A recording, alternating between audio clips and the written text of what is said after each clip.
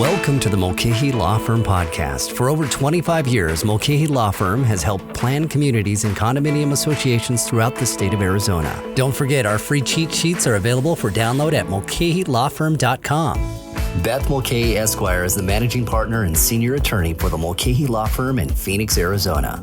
Welcome to the podcast. Here's Beth Mulcahy. Happy New Year, and welcome to class number 1 of our 2022 Virtual HOA Academy. We teach this HOA Academy in partnership with the cities of Avondale, Chandler, Glendale, Goodyear, Mesa, Peoria, Phoenix, Scottsdale, Surprise, and Tempe. My name is Beth Mulcahy, and I'm going to be your presenter today. I am the managing partner and senior attorney for the Mulcahy Law Firm in Phoenix, Arizona. I've enjoyed working with and representing HOAs and condominiums for 25 years. My firm currently represents over 1,000 planned communities and condominiums throughout the state of Arizona. And I also serve on my HOA board and have for many years. Today, we're going to be discussing 3 topics: 10 things that get boards into trouble and how to avoid them, how to set goals for your HOA and condo in 2022, and how to have a successful HOA or condominium in 2022. First things first, I always like to know a little bit about my audience, especially when I'm working with you in a virtual class. So first question is, let us know your current role in your association. Are you a board member? Are you a community manager? Are you an interested homeowner or other? It's really helpful for me to get feedback throughout the class so that I can tailor my presentation to whatever demographic is represented most. Okay, actually, we have a pretty good balance today. So we have 69% of you here today as board members, 5% as community managers, and 23% as interested homeowners, and 3% as other. So great. So we have a good balance today of board members to learn more about their association. But we also have a good representation from homeowners and then a small representation of managers. Before we get into our main topics today, I'd like to briefly talk about 2 hot topics in Arizona that I think are important for all of us to keep an eye on as 2022 starts. First, COVID's continued impact on HOAs and condos and how we can best pivot to adjust to the changing circumstances that COVID's giving us. We have new strains of the virus coming out. And then also what to expect to see in the 2022 Arizona legislature this year. They started their session January 10th. There already are a number of bills that have been introduced pertaining to associations. And we're going to be just giving you a brief summary of what's going on down at the legislature. So first things first, COVID.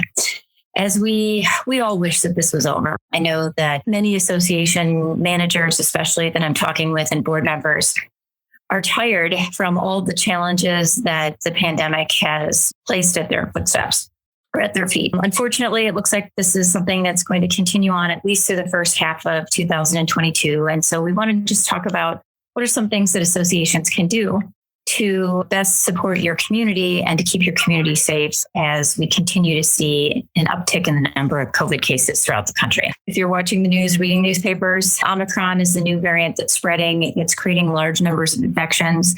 Some people say that we've hit the peak. Some experts in the industry say that we've started to hit the peak. I hope that is the case.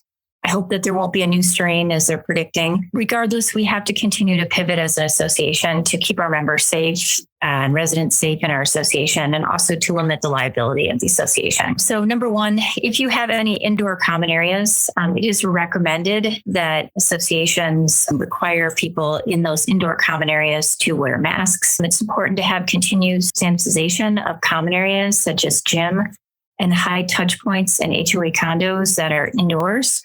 And we are still recommending virtual meetings for our board members. I know that we're planning, at least for the first 6 months of the year, to be doing the Virtual HOA Academy virtually. And many of our clients have successfully pivoted to having virtual regular board meetings and annual meetings. We have a great cheat sheet that can help your association with conducting your virtual meetings so that they're in compliance with Arizona law. And we're going to be sharing that with you here. And a couple things to note about this. If you haven't yet transitioned to a virtual meeting, I would say that probably 80 to 90% of our clients have already done this. We're here to help. Please reach out to us. We can help you pivot so that you continue to have meetings throughout 2022 if you're unable to meet in person. Some of our boards are still meeting outdoors. and social distancing. And if that's working for you, of course, that's fine. But most of our boards, I will let you know, are doing virtual meetings, and they're actually really liking them. They're finding that they're getting better participation, less conflict, getting more things accomplished. And so it's been a win for many associations that may extend past the pandemic. Okay, next thing we're going to be talking about is the Arizona legislature. The legislature is in session, and we have seen a number of new bills introduced this year in 2022 that will continue to regulate associations. So a couple of thoughts. They've only been in session for about a week and a day, and we already have a sprinkling of bills that pertain to associations. Every week during the time that the legislature is in session, and it's likely that they're going to be in session for a long session this year, like last year, I think they closed June 30th. We anticipate that a lot of the budgetary constraints and issues on negotiating it, and in addition to the fact that we've had COVID year legislative sessions where we just haven't accomplished a ton of things, we think this year is going to be a big legislative year for HOAs and condos. A couple of thoughts. Some things that we think we will definitely see in 2022 in terms of bills being introduced, and we've already seen them. I think our firm just shared the cheat sheet that we have on the pending bills on Zoom and on Facebook. The bills that we think we're going to see here today are, we already have seen one introduced on first responder flags. We've already seen one bill introduced on regulation of short-term rentals that will place some requirements on landlords and give the cities muscle to enforce problems with short-term rentals. Transparency by associations, that's something that we know the legislature likes to continue to require more transparency by associations. Green bills, political signs, informal meetings of residents on the common areas for political issues or for association issues. Expanding the political signs definition to include HOA issues and condo issues. We just really expect to have a big legislative year, and that's just a sprinkling of the bills that we fully anticipate will be introduced this year. As always, our firm closely monitors the new legislation each week in the Arizona legislature. And on the homepage of our website at mulcahylawfirm.com, we will list an updated summary every week so that what's going on in the legislature, where the bills that pertain to HOAs and condominiums stand. If any are gaining any traction and we need you to write emails, we'll be contacting you definitely to contact your legislators if there's any really detrimental bills.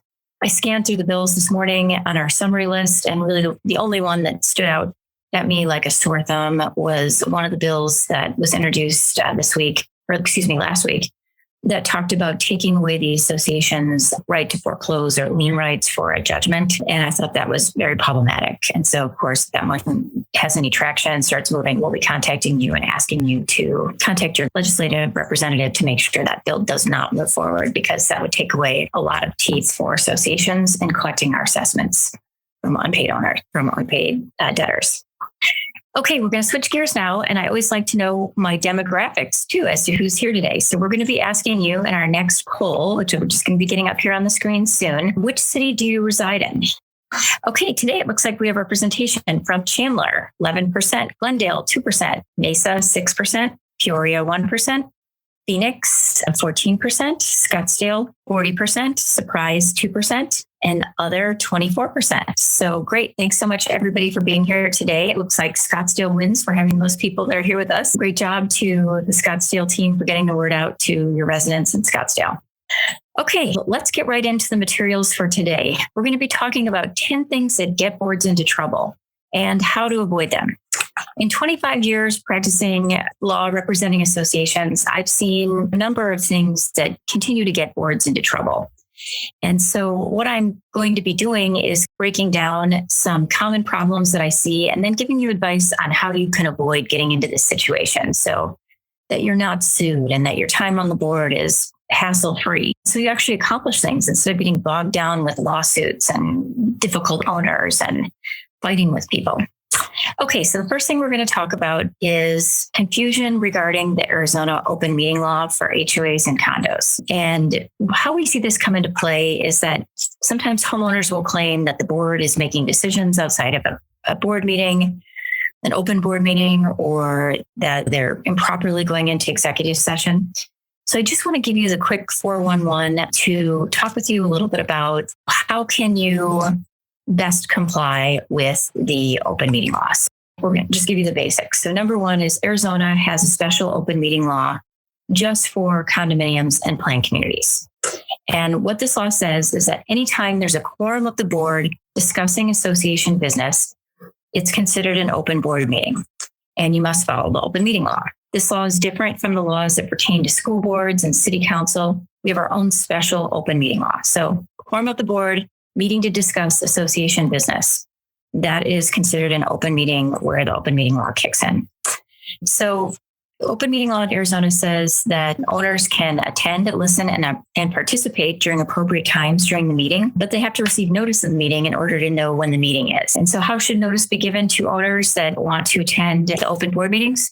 The board should give 48 hours notice of the open board meeting by posting or any other reasonable means. That doesn't give us a lot of direction. Many associations don't have a bulletin board, or they have an association that has many entrances to get back to properties. And so putting it on a sandwich board or on a bulletin board at the common areas may not be enough to notify owners. So what we found is that other reasonable means is typically defined as putting it on your website, sending out an email, letting owners know when the meetings are, sending a communication through your newsletter saying that our meetings are always the first Thursday of the month at 10 a.m. at the pool or whatever. That's all those ideas are sufficient notice under the law. I also recommend clearly explaining in the notice that the meeting is going to be held by a video conferencing or teleconferencing or Zoom or whatever the other platform you're using if you plan to use that platform for a virtual meeting, and provide on that notice instructions as to how owners can attend. Sometimes I'm seeing associations that will say,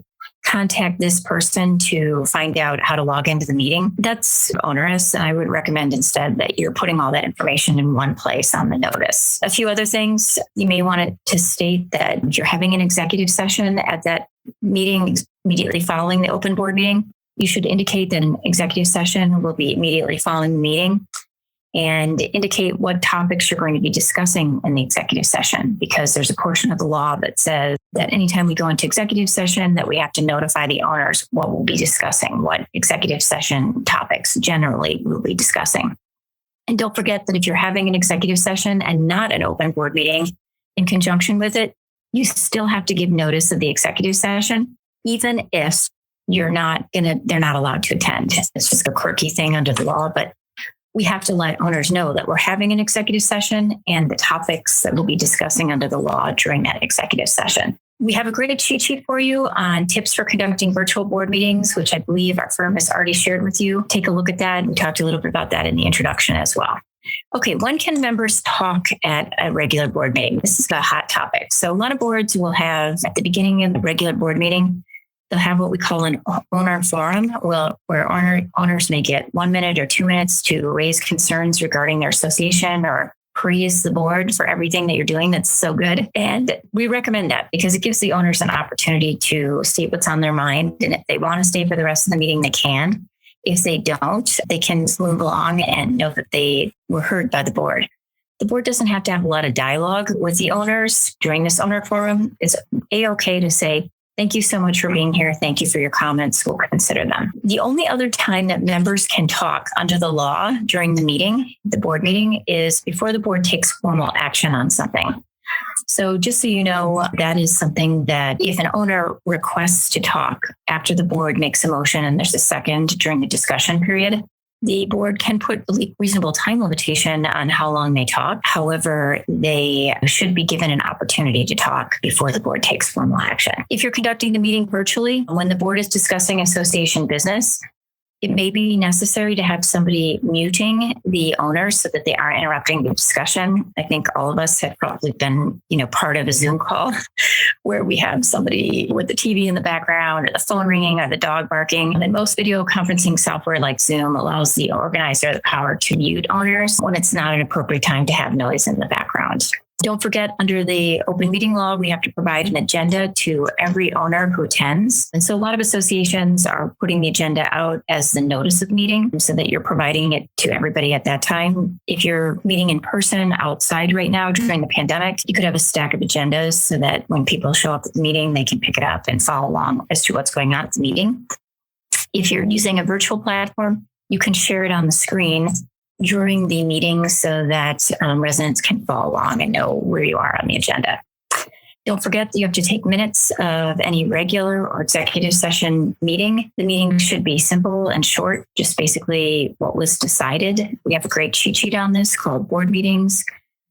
On the back side of that cheat sheet, we have a little handout on how to take perfectly proper meeting minutes that may help your association. Let's see, how to handle owners who interrupt or want to contribute during the meeting. Again, give them a friendly and polite reminder that this is a board meeting and that there's appropriate times to talk, and let them know when those times would be. Let's see, to be in compliance with Arizona law, I just wanted to mention again that the board needs to make an announcement at the end of the open session that it's going into executive session, and provide the section under the law that allows the board to go into closed or executive session.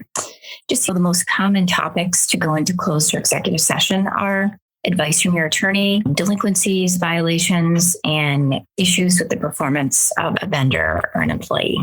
Okay, let's talk about two last topics on open board meetings and how to comply with the open board meeting law in Arizona.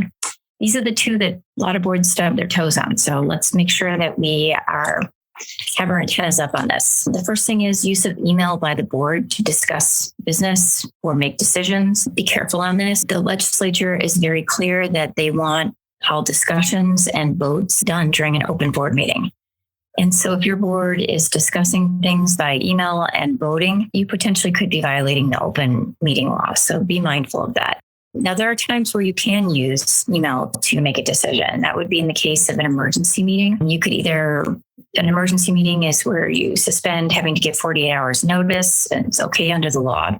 And the board makes a decision because there's a true emergency pending, and we can't wait 48 hours to notice the meeting and have an open board meeting. So in those circumstances, you can make a decision by email or have a board meeting by Zoom or in person outside. The only thing you have to know is that under the law, you are required to take meeting minutes, and then at the next board meeting after the emergency meeting, read into the record what happened at the emergency meeting and what was decided. So just some kind of practice pointers. Remember, just to stay out of trouble on open meetings, be aware of the law. Make sure that you're giving an agenda to owners if they attend. Make sure you're properly noticing the meeting 48 hours in advance of the meeting. Make sure your executive sessions, the notice of those are being provided to the owners at least 48 hours in advance of the meeting. And also, please make sure that you're careful not to be using email to make decisions by your board or to discuss items unless there's emergency circumstances that dictate that. Okay, let's talk next about owners complaining about short-term rentals and problems with short-term rentals. This is kind of problem number 2. We have a great cheat sheet on rental properties, which we're going to be sharing with you. We have some really great tips on how to best deal with rental properties. And the first thing that I can say is a lot of associations are wanting to ask for information that they're not allowed to under the law, or they're wanting to charge fees to landlords who rent their property that they're not allowed to do. So I want to make sure that we're all clear so that you don't have any legal issues when handling short-term rentals in your association. So what can associations require from an owner-landlord if the owner-landlord is renting the property? And this is all set out under Arizona law. So the association can ask for the name and contact information for the adults who are occupying the unit. They can ask for the time period of the lease, including the beginning and the ending dates of the lease. And they can ask for a description and the license plate numbers of the tenants' vehicles. If the association's a 55 and over community, you can also ask for proof of age from any person that's going to be occupying that unit so that we continue to maintain our 55 and over status. What fees can we charge an owner if they're going to be renting their property? The association can charge the owner a fee of not more than $25. And that fee is charged. The association can request information regarding the lease and ask the landlord to pay the $25 fee. If the landlord owner doesn't pay the $25 fee and provide the information to the association about their tenant, the 4 categories that we just talked about, we can charge a $15 late fee on top of the $25 fee to lease the property. So there's no other charges that you can charge the landlord for having a tenant in the property. Now, of course, if the landlord's tenant violates the documents in any way, you can fine the landlord for the behavior of the tenant after giving notice and an opportunity to be heard. Okay, what are some solutions for dealing with rental issues? We hear a lot of complaints about short-term rentals. I have so many stories. I wish I had more time to go through them with you today. And so here's some solutions on how to best handle, manage, deal with short-term rentals or other rentals in your community. If you don't have a provision in your documents that allow you to regulate short-term rentals, and so in 2016, the law changed. And what happened is it required associations that want to have limitations on short-term rentals, like any rental within our community needs to have a 30-day minimum rental period for you to rent. If you don't have that in your CC&Rs, it's impossible or very difficult for you to require an owner to comply with that if they choose not to follow it. So first pointer would be, if you want to implement a short-term rental restriction, it needs to be done via a CC&R amendment. We have a great cheat sheet on amending association documents and implementing rental restrictions, which should be a great deep dive for you. Those cheat sheets can be found on our website at mulcahylawfirm.com, or we're going to be sharing it with you here during this presentation. So number one solution for dealing with rental issues, if you don't have a short-term rental provision in your documents, or you want to prohibit rentals altogether, you can do that, accomplish that through an amendment to your CC&Rs. You definitely want to have your legal counsel involved to help you through that process. Another important solution for dealing with rental issues, make sure that you're documenting evidence of the bad behavior by the tenant and then providing it to the landlord. Police reports, letters that may have been sent to the landlord, keep all of those information outlining what the tenant may be doing that is violating the law. Complaints from other owners, make sure you're keeping copies of all of that because we may need that if we have to escalate things and turn this into a legal matter. Pick up the phone and call the landlord or hire a firm to do this. Directly reaching out to the landlord to let them know about the behavior of the tenant and giving them that written documentation is really important to having the landlord understand that the tenant's a problem. Continue to find the owner landlord for the tenant's behavior. The best way to get compliance is to make it hurt in the landlord's pocket. I can tell you after 25 years experience, you want to get the tenant to comply, you need to find the landlord for the behavior because the landlord is leasing the property because they want to make money. If they start to recognize that the tenant is costing them money, they're going to be more likely to evict the tenant. Last resort is to file a lawsuit or a complaint with the Arizona Department of Real Estate against the landlord owner if there are continuing problems with the tenant. Okay, so that's number two, dealing with short-term rentals. Number three, outdated and inconsistent association documents. So we already just talked a little bit about this a minute ago, where if you don't have a provision in your documents, regarding short-term rentals, it's a good idea to implement a rental restriction through a CC&R amendment. But a lot of you here today may be sitting here listening to this conversation and your association documents haven't been amended in a decade, 2 decades, 3 decades. As a rule of thumb, your association's document should be amended at least once every 10 years. And so what are reasons to amend the documents? There's new laws being passed almost every year in our legislature pertaining to associations that likely conflict with what your documents say. And you want to bring your documents into compliance with Arizona law. You want to remove all that outdated developer declarant language. You want to make the document as easy and simple to understand. You want to remove provisions that maybe aren't relevant or that you can't enforce anymore. So those are the most common reasons for amending documents. So I've already shared with you our cheat sheet on amending association documents. And in that cheat sheet, we give you a 5-step plan that works on how to amend association documents. And so I really encourage you to take a look at that cheat sheet because not having current up-to-date documents can get your association in trouble. You may be not complying with Arizona law. You may have owners who are violating the documents and you're unable to enforce them because of bad language in the documents that just doesn't support the board to take legal action. How much does it typically cost? Somewhere between $800 and $5,000, depending on how many changes are needed and how antiquated your documents are.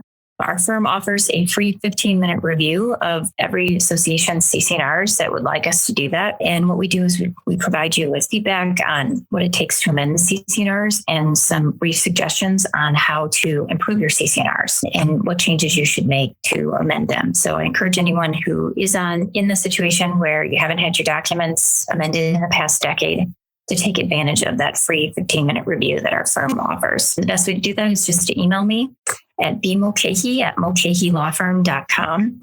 And it takes us about 30 days to get back to you with that free review.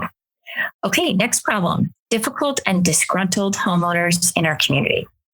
If I could say the one thing that causes board member burnout, it would be this.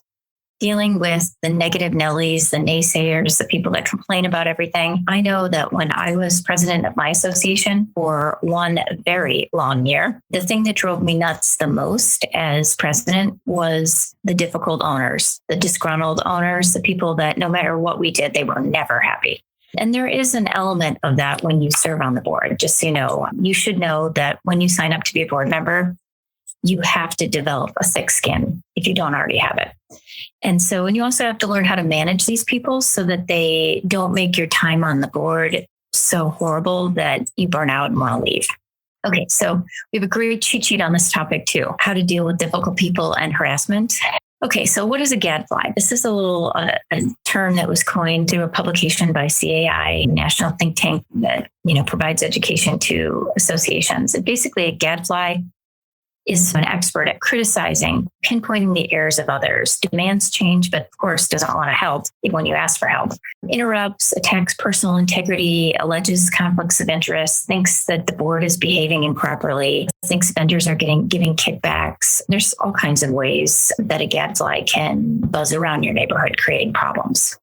What's the best way to deal with a gadfly? First, if they're coming to your board meetings, creating problems, establish some ground rules for how the board meetings are going to be run, when it's appropriate for owners to contribute during the meeting, like during the homeowner forum or before the board takes formal action. Make sure that if anybody is out of order at the meeting, that we give them a warning and then ask them to leave if they're, exhibiting behavior that's out of control, loud behavior, personal attacks, swear words, violence. All of these things are things that are not acceptable. And the board has every right to enforce rules at a meeting and ask them to leave. Ask the difficult owner to explain the exact issue that they're upset about in order to show that you're interested in communicating with them and trying to help them. Listen carefully to what they say. After they state what they complain about, ask them what they want. What can we do to make this situation better? And interestingly, sometimes I've been at board meetings where we ask a gadfly this question and they don't have an answer because they just want to come and complain. Putting them on the spot, what exactly do you want us to do to make this situation better? Makes them have to come up with a solution too. Also, be really careful to not respond with anger, argue with these people, trade insults. That's what they want. They're energized by conflict, getting under your skin. And so just be really nice. When I was the chair, we had a couple people that came. When I was the president of my association, we had people that would come to the meeting sometimes, and really they did not say one positive thing. And how I tried to best handle it was I would just say, thank you so much for being here. We know you care about our association and we appreciate your feedback. And then I would just move on. That was really successful. It just shuts them down and it makes the board look professional and know that we're treating this like a business, even though somebody has been really rude to us or has engaged in behavior that's really unprofessional. We're above it. And we are just moving forward to continue with the business of the association. And remember, you don't have to rebut every comment by every member. You can just listen and say thank you for your participation here today. Don't forget to utilize parliamentary control, know when to table a motion, state when somebody is out of order, stay on topic during your board meetings so that you don't, let a gadfly take your meeting off into left field and you don't get any business done.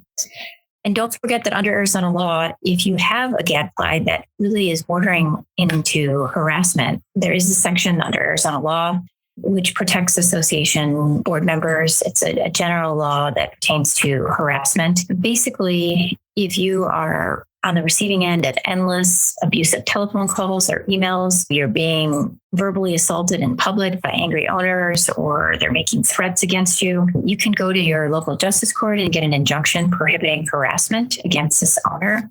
It's an individual board member against an individual owner. The courts don't take these lightly, and you're going to have to prove that this person has made a threat of harm against you or has actually harmed you in some way, like physically pushed you. Sometimes it has to be more than one action. If it's just a threat, but the threat's serious enough, usually you can get it. And basically, the court issues an injunction compelling that person to stay 50 feet away from you and may compel that person not to come to board meetings anymore. So if you're in that situation, definitely reach out to our firm. We can help you navigate that. Okay, the next problem, fraud and embezzlement. Manager or board member stealing money from an association. We have a great cheat sheet on this. This topic it's a hard topic to teach because it's scary. No one wants to be thinking that when you're serving on a volunteer board that this could happen and under your watch. And so, what we try to do is just simplify the topic so it's not so scary and just let you know what are some warning signs that you should be looking for as a board member or as a manager, overseer, or as a homeowner who might think that there might be something funny going on in your association. So what are some warning signs of potential fraud and embezzlement? Missing bank statements and reconciliations where the board can't get a copy of the bank statement. They should be able to receive a copy of it every month. You should be seeing that. General ledgers that don't balance, missing and altered documents, photocopies of things other than originals. Obviously, you may get a board packet that's photocopied, but if the treasurer wants to see the original bank statement, you should be provided with that. Unexplained cash shortages, like you're robbing Peter to pay Paul. We don't have enough money to pay this month. Or bounced checks. These are all things that are warning signs that there could be some issues in your association. Increased past due amounts. We've seen some associations where the homeowner's payments are directed to be deposited in an account that's not the association's. And, when we send the homeowner a violation letter for not paying their assessments, the owner provides proofs that they paid, but we don't have any proof that check was deposited in the association's account. So that's something that should definitely get your radar up. Duplicate payments to vendors, being very mindful of that. Sometimes that's something that we see where there's duplicate payments to a vendor and the second payment gets deposited somewhere else, not by the vendor. Unauthorized purchase transactions and payments for unspecified services. So just like writing a check out to a vendor or a board member without having any supporting documentation as to what that's for, whether it's a reimbursement or whatever, those should all be warning signs. Okay, so now that I've scared you with all those warning signs, let's talk about what are some tips to prevent theft and fraud. Keep your records up to date. Every month, there should be a financial report given to the board, including bank statements, a ledger for the prior month's financial statements. You should be seeing this every single month. Make sure that the reserve funds, which are typically the money that you have in reserve, it's usually your largest amounts of money, chunks of money for your association. Those should be managed by the board, and it should take a majority of the board vote to transfer money out of that reserve fund. Like anyone shouldn't have the ability to transfer that electronically, just one person, or the manager shouldn't be able to just sign a check for the reserve fund. It should be majority of the board, and it should be difficult to get that money transferred from one place to another. Require 2 signatures on all checks or transfers greater than a pre-designated amount.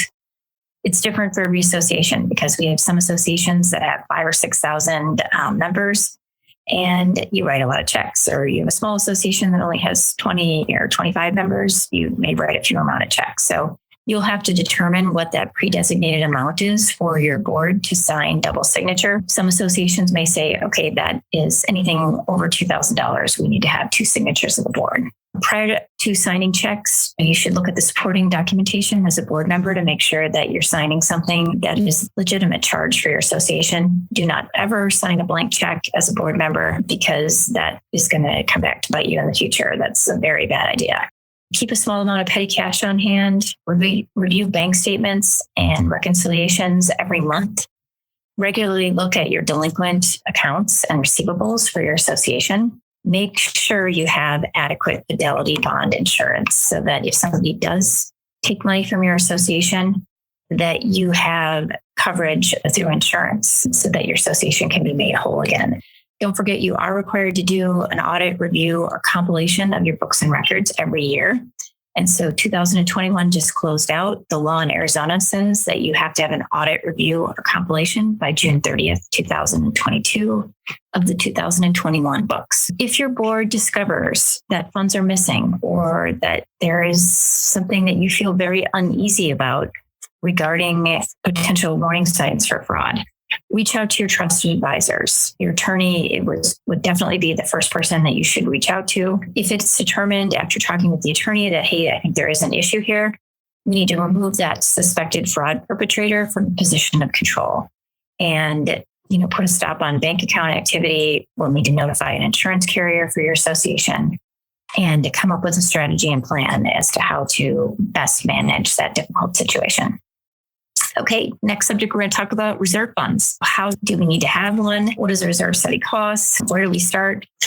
So we have a great cheat sheet on this topic. Even though it's not legally required under Arizona to have a reserve fund or a reserve study, it's really important that every association is managing common areas and has significant common areas that need to be maintained and replaced over time, that you have an adequate reserve fund. And that's probably like 95% of associations have common areas.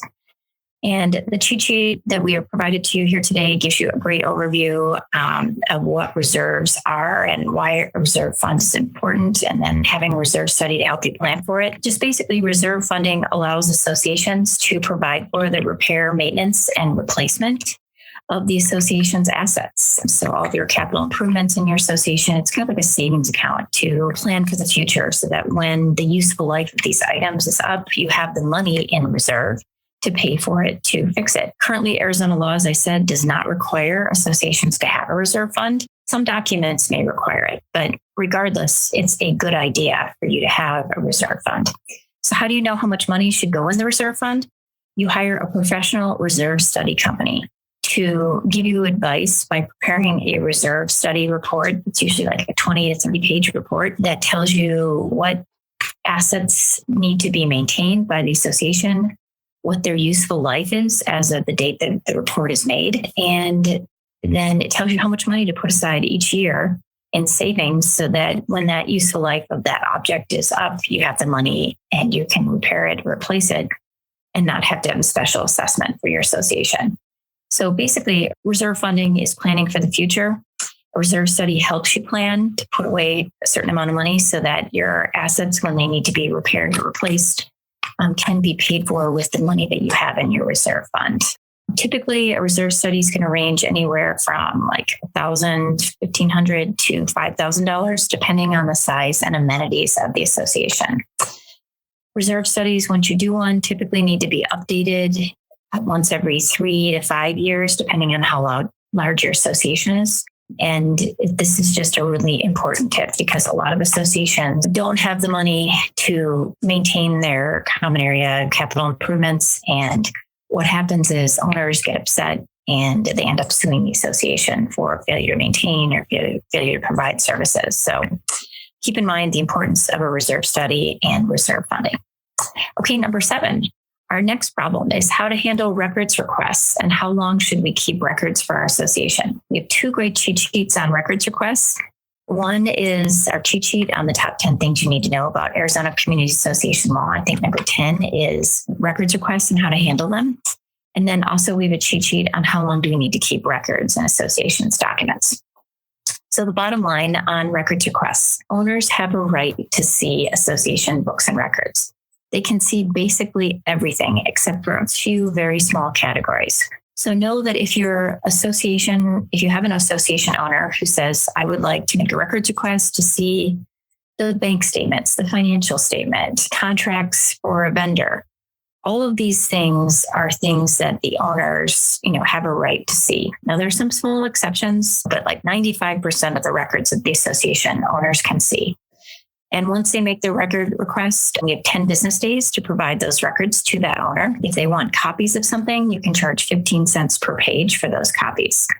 So what are the things that you can withhold and not give to the owners under Arizona law for records requests? Anything that's privileged communication between the attorney for the association and the association, they can't have. any pending litigation, anything that there's a lawsuit filed or anything pertaining to that, an owner would not be allowed to see. Executive session meeting minutes and how much we pay our vendors. So if you're going to provide the contract, you would have the right to redact or blacken out how much we pay the vendors. But realistically, my feeling on this is the owners can ask to see a copy of the budget and they'll be able to figure out pretty quickly how much we're paying the vendor. So I wouldn't play hide the ball on that. And then anything that's pertaining to the job performance of an employee or an independent contractor, like the board's reviewing them or they're unhappy about something and they send a letter. That would be something that we could withhold as well. But don't forget that associations cannot withhold records from owners if they, request to see them unless they're in one of those two categories of information that they can't have.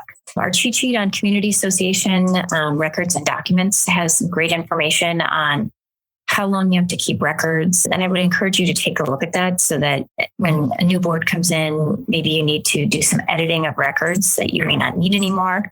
Maybe you're going to digitalize your records. This is just a great little summary for you that will help you as you determine what records you have to keep and for how long. Okay, our next problem, a lack of volunteers. We can't find anyone to run for the board. What do we do? I think we can all agree for the 60+% of board members who are here on this call today that being a board member in an association is a rewarding but often thankless job. And so you get burned out after a while. I would be lying if I told you that every time my term comes up on my board, I have this ping pong game going on in my mind saying, I don't really want to run, but I do want to run because I want to continue to live in a nice place and I want to make sure that our property value stays up and that the association is maintained. But honestly, I get sick of the hassles after a while. And I'm sure some of you are right on board with me. You understand what I'm saying. And I think sometimes time's up and you're done. Your tank is full and you want out. And so if you can't find people to run for the board, here's some suggestions on how you can find people to serve. First, send a letter asking for volunteers to serve on the board. Reiterate how important it is for our community to be maintained and that we need leaders to maintain the association. If that doesn't help, you need to call or email people in your community who are reasonable or may have served on committees or who have attended board meetings and ask them once. If they say no, ask them again, because that's how I got back on my board. I got asked a couple times. First, I said no, and then I said, okay, I will do it. On the second or third time that they asked. Being proactive and asking people, lots of times board members, candidates to run to the board don't just fall in your lap. You have to actually plan your exit strategy when you're serving on your board. Talk with your attorney or the association about options if you've tried those two things and you can't get anyone to volunteer. Our firm has sent a letter to the membership of communities saying, if we can't get any board members, this association may have to go into a receivership, and that will be very expensive for your association, and you will end up paying more in the long run if that happens. Also, how does that look for your property values if the association is being run by a receiver? I can tell you that's not going to be a good thing, a good optic for you and how your association is being run. And remind owners that a strong community always needs new volunteers with fresh ideas. So try to actively recruit people to help your board on big projects and community parties and get to know people through that way, so that you have a pool of people that you might be able to reach out to when it's time for you to move on from being on the board. Okay, next problem. Problem number 9. Architectural review committees. We monitor every day all cases that are filed on business days in Maricopa County Superior Court and all the other superior courts throughout the state of Arizona. And the one common denominator that we see when associations are sued is there's 2 cases that typically are the most common cases for associations to be sued. One would be lack of common area maintenance, where maybe somebody has a trip and fall or an accident on the common areas, and now they're suing the association. The second area is architectural review committees' decisions. Architectural people wanting to do something with their home or their lot or their property, and they're unhappy with the decision that was made by the architectural committee. So in our experience, one of the most common lawsuits against associations is for decisions that are made by our architectural committee. So what are some suggestions on how to avoid litigation or disputes regarding the architectural committee? A few things. Number one, the legislature passed a law several years ago saying that the architectural committee must be chaired by a board member. And I think that's a good idea because we need to have collaboration between the architectural committee and the board so that each side knows what the other side is doing. So having a board member chair that committee is a great idea. Make sure that if you're reviewing applications and your architectural committee meets on a regular basis, that under the open meeting law, you have to notice that meeting as an open board meeting. Now, most of our architectural committees don't meet on a regular basis, but some of our larger associations do meet at the same time every month. And if you are doing that, it's an open meeting requirement to follow the open meeting law in Arizona. If you're going to, sometimes boards or architectural committees try to be too nice. Like they receive an application for an owner to do something. And instead of, it's not a complete application, or maybe they have questions. When that happens, it's important to deny the application and ask for more information versus leaving it open and then asking for more information. Many documents have a provision that say that you have to approve or deny the application within 30 days of receipt. And just by asking for more information, it doesn't stop that clock from ticking. And so be real careful. If somebody gives you an incomplete application, deny it and ask for more information. Watch out for deadlines. If there are deadlines in your documents to approve or disapprove something within 30 days, that is a hard deadline and you must follow that. And lastly, just seek out the advice of your trusted advisors, your lawyer for sure, your management company. When you get applications for architectural changes that are difficult or that are you've never seen before. I mean, it could be like a solar panel application. There's a special solar law in Arizona that allows owners to have solar on their properties, and associations can't effectively prohibit the use of solar energy devices. Maybe somebody wants a guest house and there's never been a guest house before. Views protections, the height of homes, going from turf to desert landscaping, a real modern home and a traditional home community. When something is a curveball, reach out to your trusted advisors to talk about what's the best way to handle this. We have a great cheat sheet on architectural review committees. I encourage you to look at that as you're navigating the architectural review process. Okay, the last problem that we're starting to see more questions on is owners displaying flags and political signs. I just want to give you a quick little refresher on what the law says on this. First, remember that under Arizona law, in an HOA or condo, the association cannot prohibit the display of the American flag as long as it's consistent with the federal flag code or any official flag of the United States, Army, Navy, Air Force, Marines, Coast Guard. The military flag must be displayed as well as the American flag consistent with the federal flag code. There also are some other flags that are protected and that the associations can't prohibit. And that's going to be the POW-MIA flag, the Arizona State flag, the Arizona Indian Nations flag, and the Gadsden flag. I recently had a question from a client where we had an owner that wanted to put a fly underneath the American flag, first responders. And even though it wasn't one of these flags that was protected by Arizona law and associations are required to allow, we're in the middle of a global pandemic, and the first responders have definitely been key contributors to protecting individuals and helping our country. And this particular association wanted to prohibit it. And the owner was pushing back and appealed it. And they came to me for advice. And I said, I think this is something you should allow. I think you should, in light of extenuating circumstances with what's going on in the world and our country right now.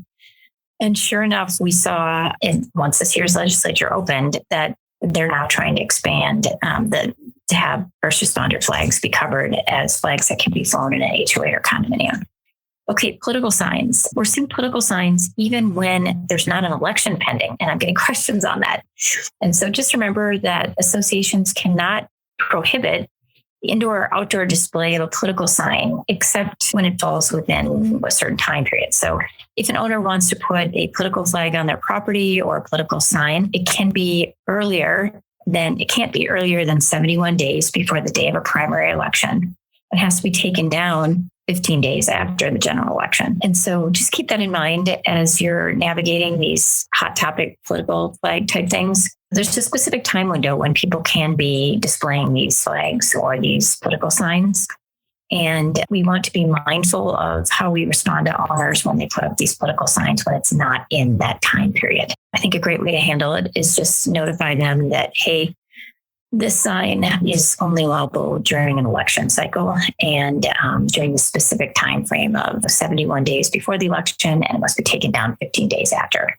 In 2021, we got a lot of questions about politically charged signs and flags and first responder flags, like I said, Black Lives Matter flags, rainbow flags. Generally speaking, we were telling clients to relax enforcement on some of those signs, mainly because we just don't want them to be on the national news for being that HOA. And what we found is that approach worked really well, as long as the flag wasn't offensive to somebody, like the flag containing foul language. Generally, what happened is the person flew it for a little bit or had it on their property for a little bit of time, and then they moved on and they took it down, and it was just kind of peaceful resolution of it.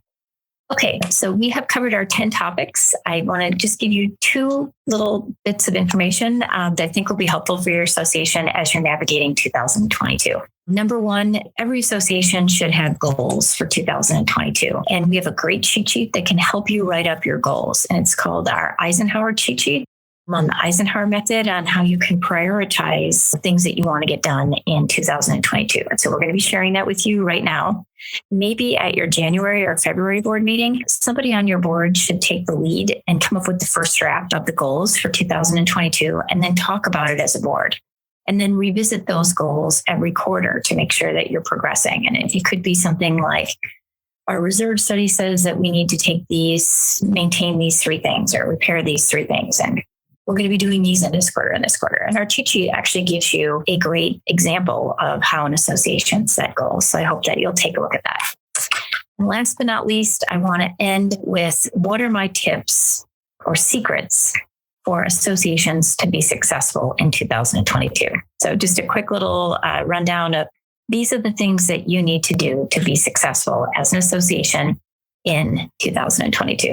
The first thing I would say is these are the key qualities of the boards that I found have been successful over the past 25 years. Your board needs to act as a team, and you can have dissent on the team, but you all need to be working towards the success of the association. There's nothing, more sad to see than a divided board. They can't get anything done. All they do is fight. And so you need to prioritize the interests of the community ahead of the interests of individuals, ahead of personality disputes, and try to play into the strength of each board member. How can they contribute in a way that their strengths can help our organization be better? Have honesty, integrity, and transparency as a board. In order to lead your community, you have to be trustworthy. And the best way to, foster trust is by being honest with your owners. So when you make a mistake, own it, fix it, admit it.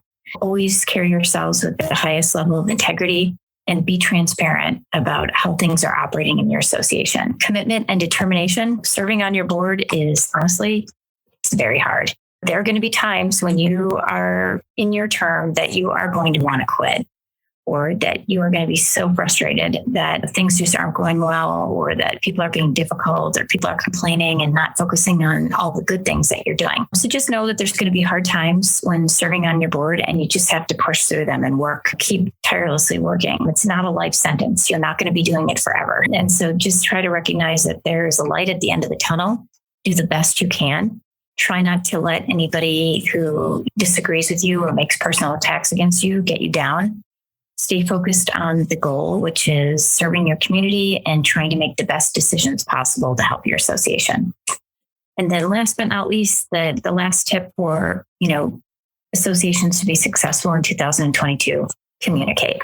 You have to communicate to your owners all the time to have a successful association. And sending out newsletters, communicating with the board, the owners about accomplishments, failures, things you could do better, things that the board is working on, having your meeting minutes of your meetings available on your webpage so owners who are interested and can attend meetings can read those meeting minutes. Being a good listener when homeowners come and talk to you about problems and trying to work with them to resolve issues. Think about the message you're trying to send.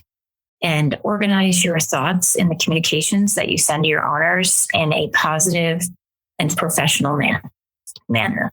And then last but not least, clear up any miscommunications or misunderstandings with owners by listening, asking questions, being patient, be empathetic, and be professional as you're navigating any sort of disagreements that you may have with associations. So we have a cheat sheet that talks a little bit more about what are some secrets of successful associations, a little bit more of a deep dive. If you're interested in learning more about that's going to be a deep dive. Now we're going to go into our question period. So I'm going to just go through those questions and rapid fire and answer them.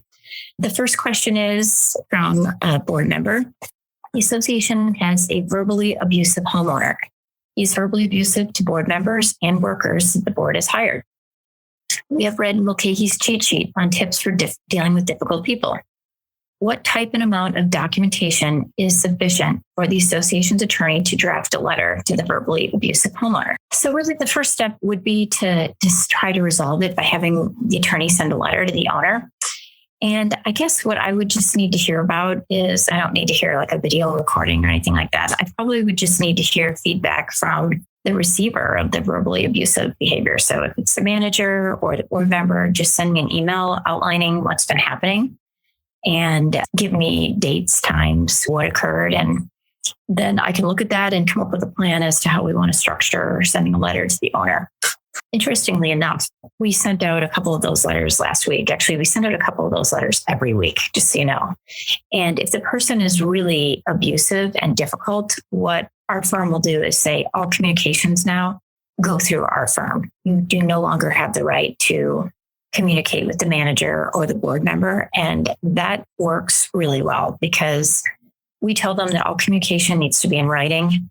And we handle it from there so that the board member or manager doesn't have to take that abusive behavior anymore. So what documentation? Just give me a rundown as to what's been happening, the dates, give me examples of things that this person has done, and then we can craft a letter that addresses the issues. And if you want, we can also be the contact person for that owner going forward.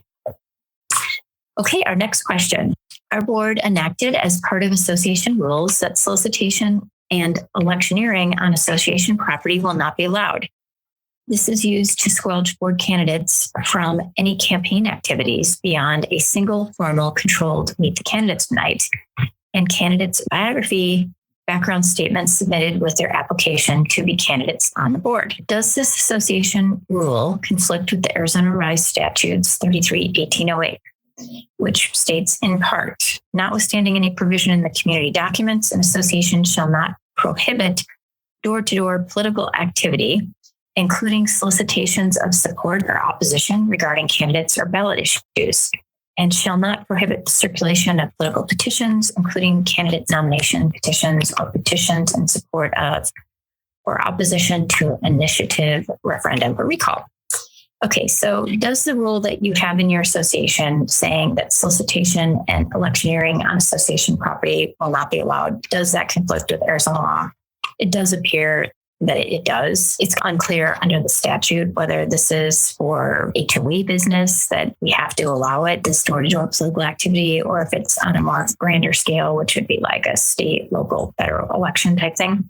Here's one thing I can tell you just from being in the trenches for so many years. People do not like it when neighbors knock on their door and want them to sign a petition or hear for 20 minutes something about a political issue, whether it's an HOA issue or a state, local, federal, whatever issue. And so I think that's going to work itself out. People aren't going to say, please don't come to my door again, or they're just not going to answer it. So I would be opposed to having your association continue with that rule because I do think it conflicts with state law. Okay, question 3. What information is recommended to pass on to new board members when the current board members are retiring from the board? Okay, I think a really good thing to do would be give them as a resource our firm's website, because we have a ton of information on duties and responsibilities of serving on the board. We have videos, we have cheat sheets on those topics. Encourage them to attend these live presentations that are virtual, or to watch the videos after the fact if they can't be with us here live. I think what I would do is at the first meeting after the transition, just give them an update as to what are some pending issues that might come up during this next year, and offer to be available if they have any questions as they progress through the next year. I know my association is just this Thursday going to be putting in a new president. And I had a brief discussion with the incoming president about some of the dynamics in our community, what are some goals in our community, my thoughts on appointments for committees. And basically what I just said is, I'm just here as a resource. If you have any questions, I'm still at the table. I'm still a board member, but get ready for a difficult job. This is not going to be an easy year. And here are some challenges that I faced when I was the president. And here's some mistakes I made that I wish I could take back and do differently. And I wish you luck, and I'm here. And I think that's the best thing you can do. The funny thing is, and this happened to me too when I was coming in as president, I thought I knew better. I thought that when I came in as president, even with all my experience representing associations for so many years, one of my favorite board members, he's not on the board anymore, an older gentleman who was in his 80s. He'd been on the board for like 15 years. And he tried to warn me on something like within the first 2 months of my presidency, like, hey, I think you might be taking a wrong turn on this. And I remember thinking to myself, no, I'm not taking a wrong turn. We need to be more transparent on this. We need to give this group what they want. And it ended up really backfiring on me. And it didn't go the way I thought it was going to go. And so just recognize that. Just make yourself available to be there for that person and say, here's my experience. Here's some things I wished I'd done differently. And here's the things that are going to come up in the next year. And I'm here if you need me. I think that's the best thing that you can do. Okay, next question. How do we resume enforcing CC&Rs that have not been enforced over the last several or maybe many years? Landscaping is the biggest issue. There are requirements for minimum landscape components, but many are not in compliance. This detracts from our community, and we want to begin working to correct this situation. Oh, this is a tough question because we may be bumping up against an owner being able to argue that because we haven't enforced something, that we've waived our right to enforce it. So just as a starting point, my one recommendation I would say is you can enforce maintenance of landscaping because the grass is growing, the leaves are dropping from trees, and things die on people's property. And so what I would say is you can enforce making sure that the property looks nice and that it's well maintained. But let's say that your provisions say that you have to have 8 trees that are a certain type of tree on the property. And this person only has 4 trees and they're not on the approved tree list, but they've been there for 4 or 5 years or 6 years or 10 years or 20 years. You're likely not going to be able to legally mandate that they change their lot to comply with whatever the guidelines say, the 8 trees that have to be a certain kind of tree. So I think you need to look at this on a case-by-case basis. What you might want to do is have a community education program about, okay, it's so important for us to continue to make sure our properties look nice and try to get voluntary compliance by giving suggestions on things that people can do. And some things you can mandate, and then there's going to be some things you may need to get advice on whether or not you can enforce it if you want to make somebody do something. Okay, we have a very troublesome condo owner who's challenging virtually everything that takes place to operate the HOA. And one of his inferences is that we do not have the authority to increase our dues by $15 a month, which is a 5% increase without approval of our owners.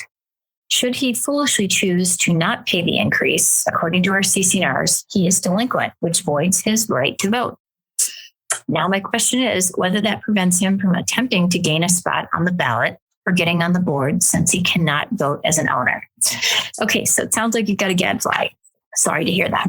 The first thing I would say is look at your documents, see if that increase is allowable without a board vote. In my experience, it probably is because it's such a small amount, but you should go to the section in the CC&Rs that talks about increasing assessments, and you should make sure that the amount that you're increasing it is within the limitations that allows the board to increase without getting a vote of the membership. If this person doesn't pay, and even if it's just the 5% increase, they don't pay. And you'll have to look to see whether or not you can suspend the voting rights. Typically, that's in the bylaws, possibly in the CC&Rs. And then you'll want to notify the owner in writing that their right to vote has been suspended because of the delinquency. Now, the question is, can they run for the board? Can this person run for the board if they're delinquent?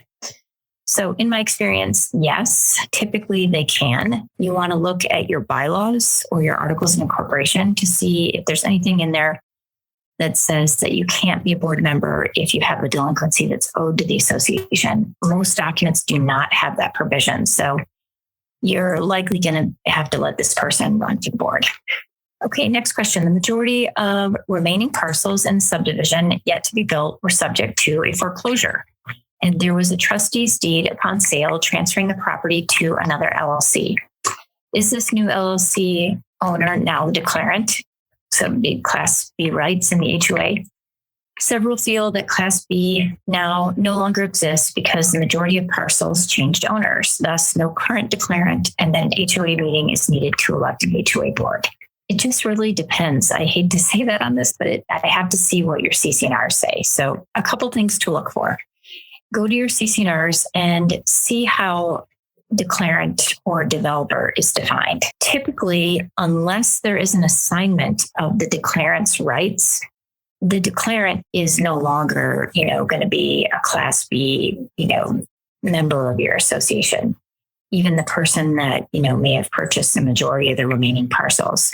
Usually as part of, if there's a big chunk of parcels being transferred as part of a trustee sale or maybe even as a short sale or something, usually there is an assignment of rights that's done.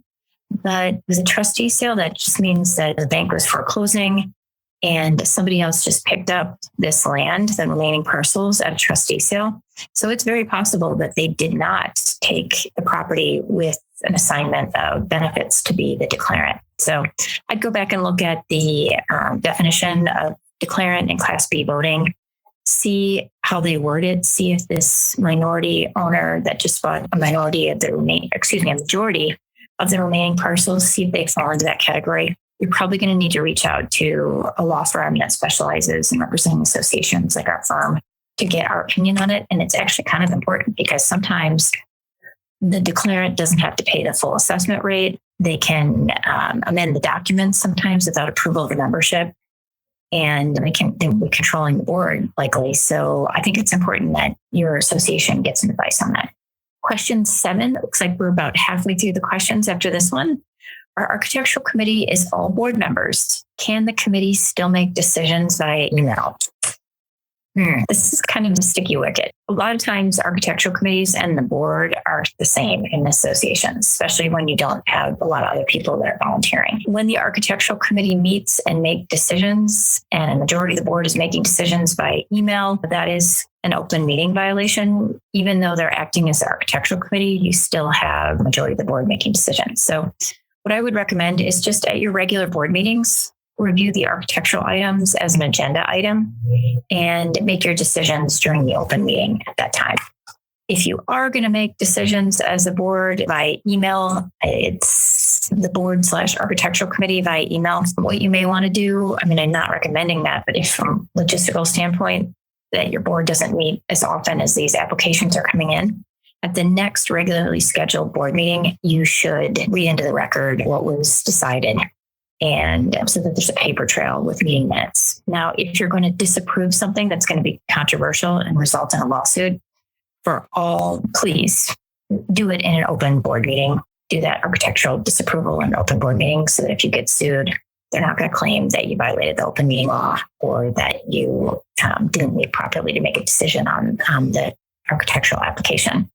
Question 8, if an owner complains about tenants in another unit, does the owner that complains have to provide their name? Okay, so I think what you're saying is, so an owner is complaining about the tenants, and does the association have to provide the owner's name that's complaining?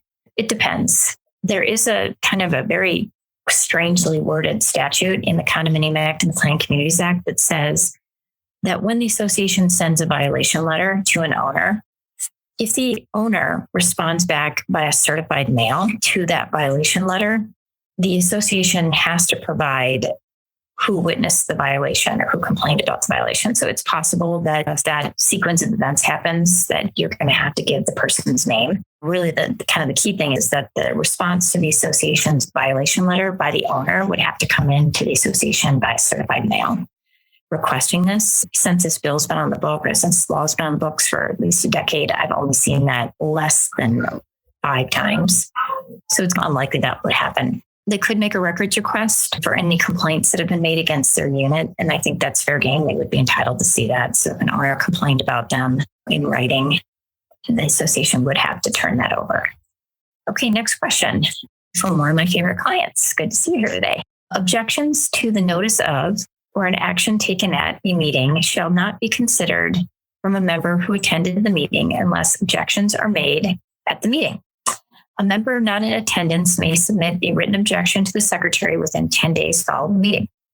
My question is whether this requires the posting of draft meeting minutes within 10 days.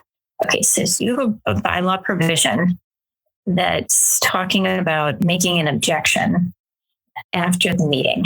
So something happens at your meeting for your board, and if somebody is unhappy about it, unless you object to it within 10 days following the meeting, apparently, I don't know what that means. I guess it means that. So do we have to post the draft meeting minutes within 10 days to meet this section in our bylaws? I would say no.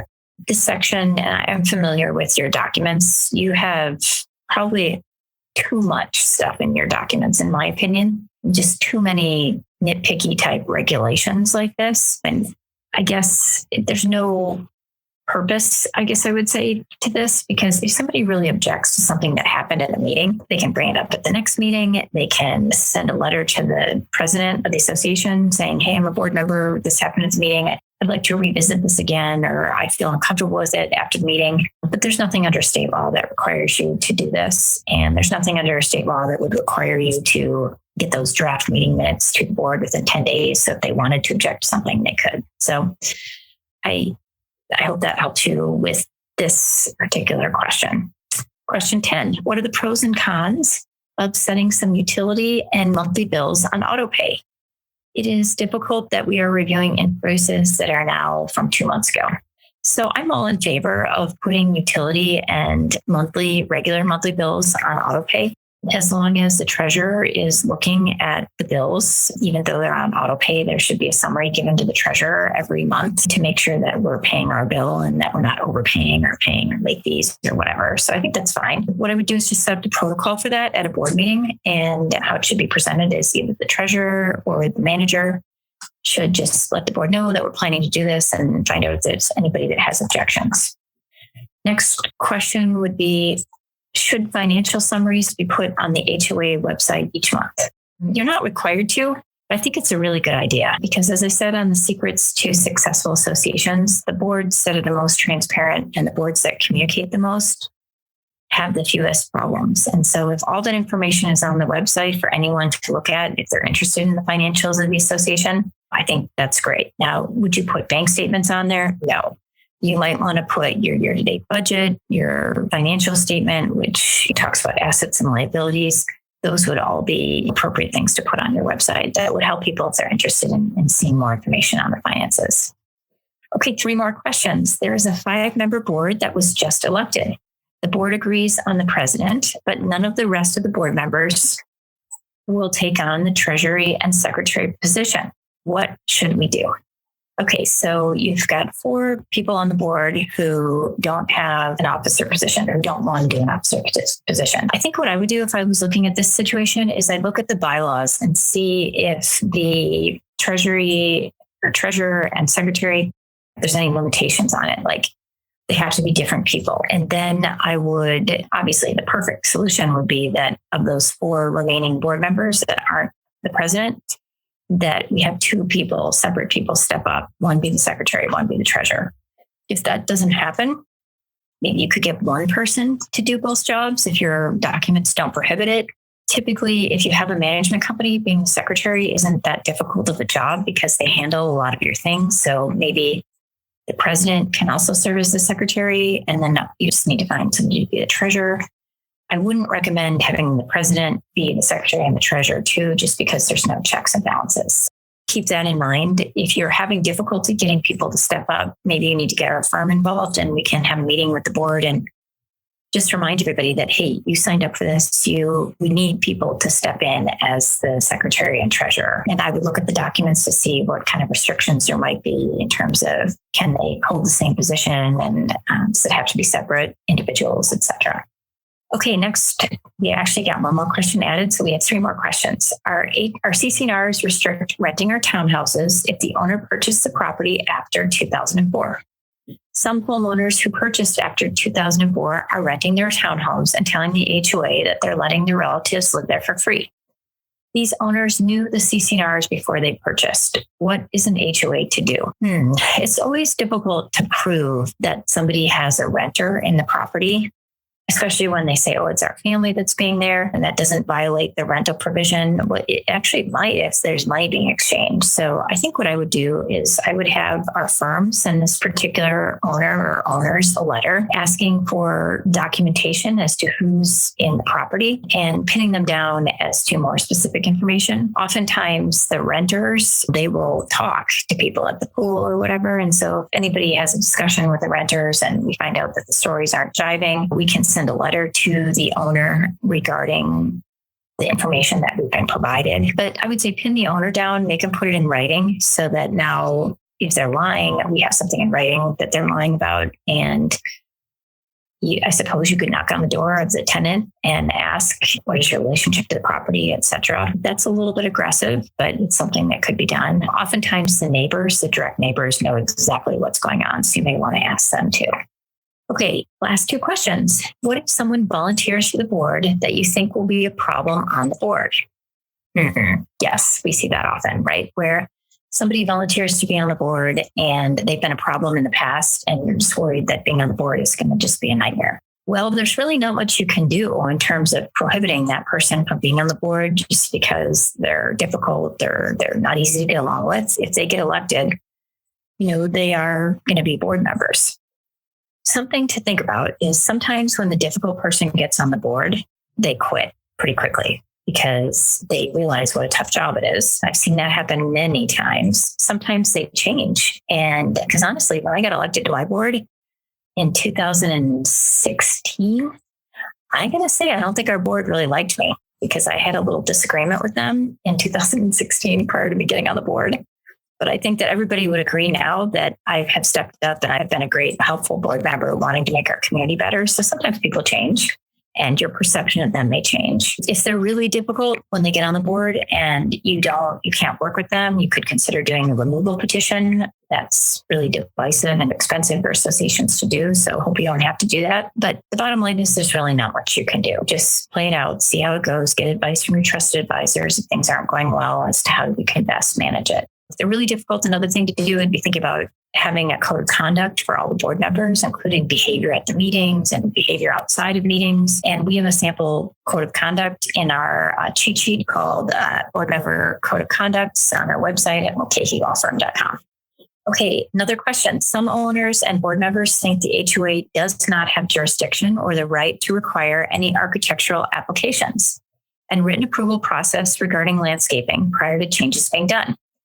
If the HOA doesn't require this and doesn't know what owners' plans are in advance and lets owners do whatever they want, what are liability ramifications for the board and the HOA? What if they plan something that's not keeping within the community? Can the HOA be seen as negligent? So I think what you need to do is have your attorney look at the provisions in your CC&Rs on architectural applications and what needs architectural approval so they can make a final call as to whether or not this is something that the board, the architectural committee, does need to review before an owner makes changes. So I think you need a formal determination on that.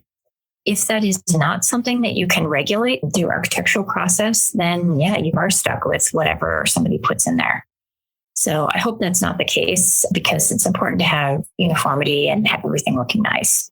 Regardless, you would have the right to enforce maintenance of the lot through maintenance provisions. So if they install something that's not being maintained under like 100% of the documents in Arizona, you're going to be able to make them maintain it to an acceptable standard.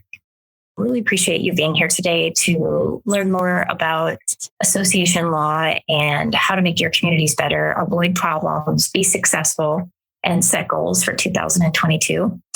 I'd like to personally thank the neighborhood services departments from the cities of Avondale, Chandler, Glendale, Goodyear, Mesa, Peoria, Phoenix, Scottsdale, Surprise, and Tempe for your teamwork and continued partnership with the Mulcahy Law Firm to put together these amazing virtual classes for your residents. We've been partnering together for these classes now since March 2020, right when the pandemic first started.